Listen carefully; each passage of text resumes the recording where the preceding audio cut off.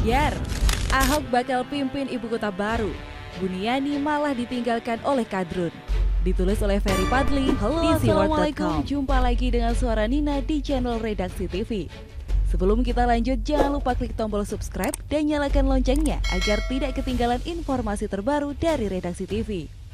Tidak bisa dipungkiri, salah seorang yang paling berjasa membuat Ahok masuk penjara adalah Buniani. Bagaimana tidak? Ia orang yang pertama menyulut api sehingga para kadrun dapat bahan untuk menjatuhkan ex-wakil Jokowi itu. Kala itu si Buni ini mengunggah potongan pidato Ahok di Kepulauan Seribu yang menyentil surat Al-Maidah ayat 51 di akun Facebooknya. Awalnya pidato itu biasa-biasa saja, tidak ada yang mempermasalahkan, yang isinya tidak apa kalau warga DKI tidak mau memilihnya jadi gubernur lagi kalau takut masuk neraka berdasarkan surat Al-Maidah ayat 51. Tapi oleh Buni dibuatlah narasi seolah-olah Ahok mengatakan jangan mau dibohongi surat Al-Maidah. Para kadrun pun dapat amunisi. Mereka yang rasis itu yang sejak awal memang sudah tidak suka kepada Ahok dapat senjata yang mujarab untuk menyerang Ahok, yakni menyebarluaskan narasi seolah-olah ex-gubernur DKI itu sebagai penista agama. Tidak pelak, didukung oleh logistik yang banyak, didukung oleh lawan politik Ahok seperti Prabowo, Fadlizon, Amin Rais, Anies Sandi, dan lain-lain. Serta isu penistaan agama yang digunakan untuk menghantam Ahok sangat tepat karena dia non-muslim. Demo berjilid-jilid pun sukses dilaksanakan. Yang berperan sebagai oratornya adalah Imam Besar FPI, Rizik Syihab. Hingga akhirnya berkat tekanan massa yang begitu kuat, yang didukung oleh dana tidak sedikit, hakim pun takluk dan memutus hukuman 2 tahun penjara untuk Ahok. Sekarang si orator ujaran kebencian itu kabur ke Arab Saudi. Pasca chat mesumnya bersama seorang janda cantik Firza Hussein dibongkar oleh netizen. Konon katanya sih sekarang doi lagi susah, karena selama di Arab gak dapat job demo dan ngisi ceramah, sehingga denda overstay-nya saja tidak mampu dibayarkan. Naasnya, para kadrun di tanah air tidak kunjung melunasi denda overstay imam besarnya tersebut.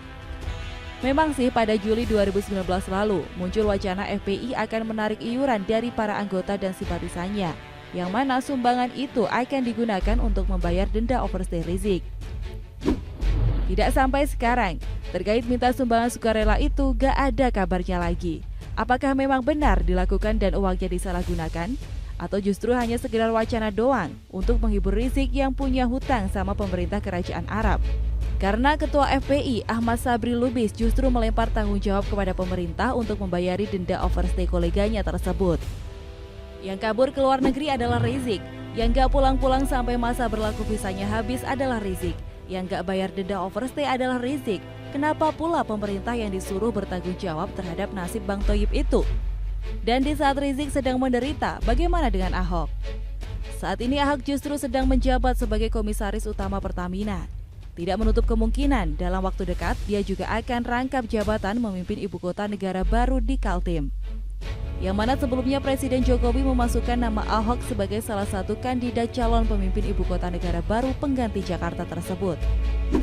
Pertanyaannya, di saat Ahok dipercaya oleh Jokowi turut mengurus negara saat ini, bagaimana dengan nasib orang yang pernah menjatuhkannya, Buniani? Apakah dia diberi jabatan oleh Anies di Balai Kota DKI? Tidak, Ferguson. Pasca keluar dari lapas Gunung Sindur pada awal 2020 lalu, sampai saat ini Buniani gak ada kabarnya lagi. Entah jadi apa dia sekarang, apakah jadi anggota Power Rangers atau justru jadi pengangguran total.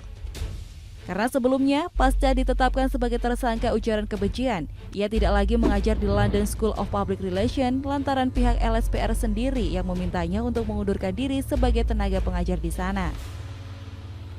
Bisnis cangkirnya atau MUK nampaknya stagnan alias tidak mengalami perkembangan yang berarti. Diangkat jadi TGUPP juga kagak. Anies justru lebih memilih ahli naturalisasi sungai, tapi bukan di sungai dan spesialis tangkap hujan, Muslim Muin ketimbang Buniani. Padahal jasa Buniani terhadapnya sangatlah besar loh. Tanpa jari-jarinya yang update status soal pidato Ahok, gubernur rasa corona itu belum tentu terpilih jadi gubernur DKI. Tapi apa yang terjadi saat ini? Benar-benar habis manis sepah dibuang. Pasca Anies terpilih sebagai gubernur DKI, Buniani auto tidak dianggap sama sekali oleh Anies. Tidak hanya itu saja, gubernur tata kata itu bahkan pernah menolak disangkut pautkan dengan Buniani. Mampius lu Buni, langsung kena karmanya ditinggalkan Anies dan kadrun. Emang enak?